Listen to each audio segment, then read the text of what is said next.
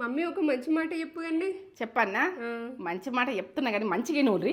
ఎందుకంటే బద్ధకంతో మనం కూర్చుండిపోతాం చూడు, ఒక చెత్తలా కుప్ప పడిపోయినట్టుంటుంది. ఇక సిల్మ్ పట్టిపోతుంది, మైండ్ మాత్రం బ్రెయిన్ మాత్రం సిల్మ్ పట్టిపోయి కూర్చుండిపోతాం. కూర్చుండకురి, లేవురి, లేచి పని చేయండి. రెస్ట్ తీసుకున్నప్పుడు రెస్ట్ తీసుకోరి, పని చేసేటప్పుడు పని చేయరు. ఎందుకంటే బద్ధకం అన్నది మనకు డేంజర్ వస్తుంది. ఇక బద్ధకం అన్నది మనకి ఎన్ని అవుతాయో ఇక జీవితంలో పెద్ద దెబ్బ, సూపర్ దెబ్బ. ఆ బద్ధకంతో మనము లేని చిక్కులలో పడతాం. బద్ధకం అయితే వద్దు, బద్ధకం పక్కకు పెట్టుర్రి, కూర్చున్న వాళ్ళు ఎవర్రి, లేచి పక్క ఏ పని చేస్తాంటారో ఆ పని చేసేయండి. ఇక చేసి మీరు సూపర్ అని తెచ్చుకోరు. ఇది విషయం.